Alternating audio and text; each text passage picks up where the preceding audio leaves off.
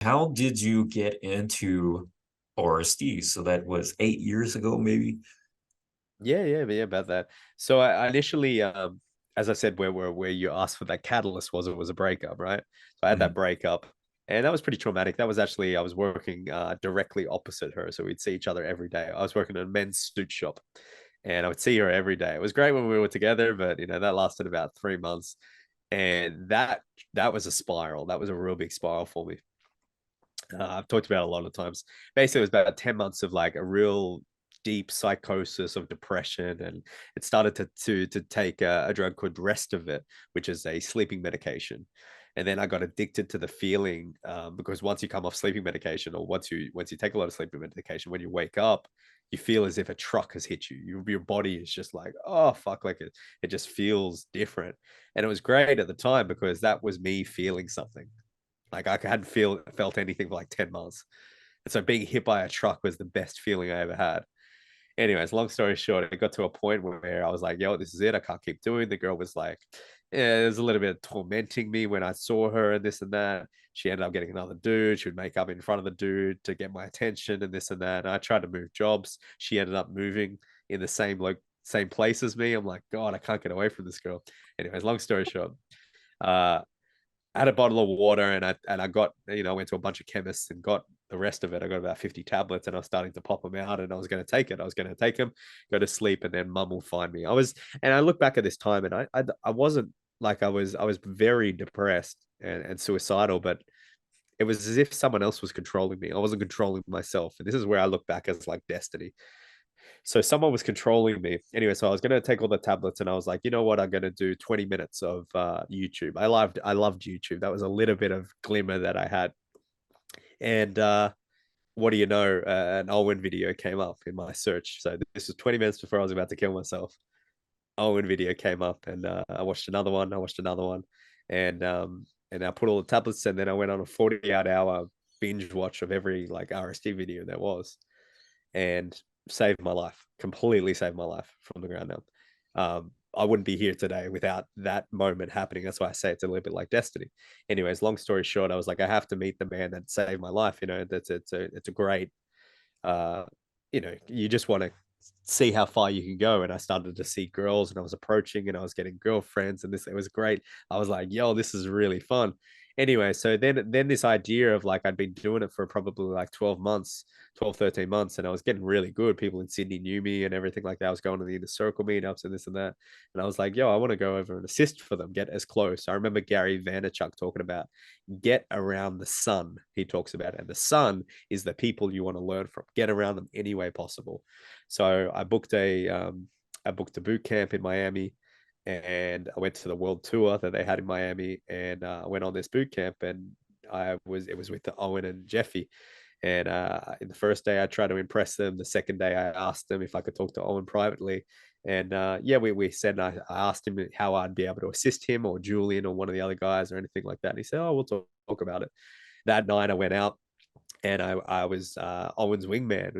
It was really really cool. This great set that we had and wingman, and then at the end of the night we were in there's a hotel. I think it's the Standard in Miami, and they've got a great hot tub, and we were just chilling in the hot tub, just talking, and we ended up talking for like 7 hours. So it was the time he was going through his breakup. So I was talking to my breakup and listening to him for 7 hours, and then at the end of it, it was just like, yeah, like you're going to be my assistant, right? We'll give you a call.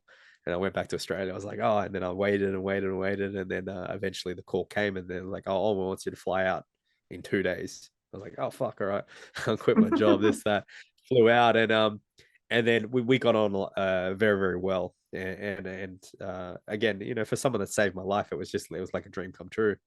And from there, I did a 3 month internship, and then I traveled with a bunch of the other instructors. They taught me, and then I became RSD Sam, and I was traveling and doing programs myself.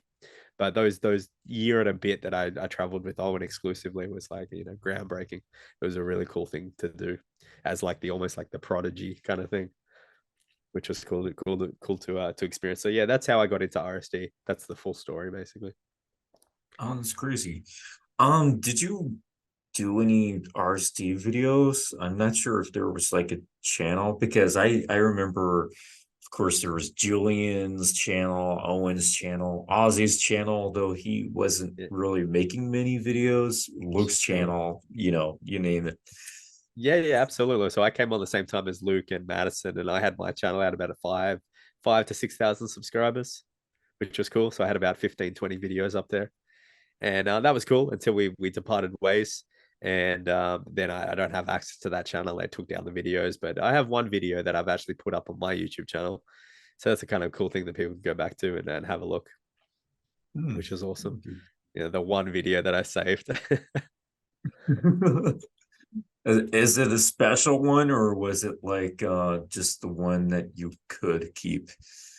Yeah, no, it was kind of special. It was a compilation. I remember it was just a compilation of my times. It was kind of like my resurgence into the community and try to, I was just trying to do different ways how to be able to engage with different people and actually show the lifestyle more than just like little bits of infield.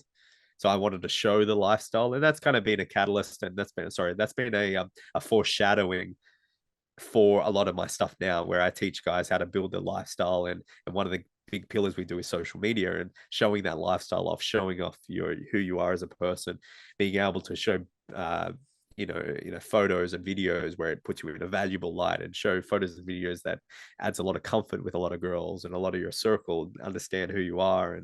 And so that that video was foreshadowing to what became for the next couple of years, which is building your lifestyle, building your social circle, networking, as well as getting the attraction of girls. Not only because you have access to them, but I teach a lot of guys, as you've seen with what I say, is like I teach value and becoming like masculine. I've been teaching that for years and years, even before Tate and stuff like that. Which was, you got to become a masculine man. It was I kind of saw the future, and I was like, there's no other way. I was the dancing monkey. I was that guy. I was the happy-go-lucky, fun, fun, fun, fun, fun. That's all I used to preach. Fun, fun, fun. I actually had a video on it, and that was great for 2016. But 2023, that ain't working. You have to have different elements to your personality than just a happy-go-lucky guy. And no one other than me was more upset by that fact. I was the one that was upset because that was my whole personality. I'm super happy. People knew me as the happy guy, the fucking Australian guy. And that was great, but things change and you have to be able to adapt with the times. Hmm. Okay. Let's wrap this up with one more question. And Sure, no, man. normally when I say let's wrap this up, it's like and then let you go to bed. But you're in Australia, so let you have breakfast or whatever is Yeah, happening. I do intermittent fasting, so I won't be having breakfast, but I actually have a boat party at in a couple of hours. So I thought I'd do this and go to the boat party. I'll be socially lubricated. Make it happen.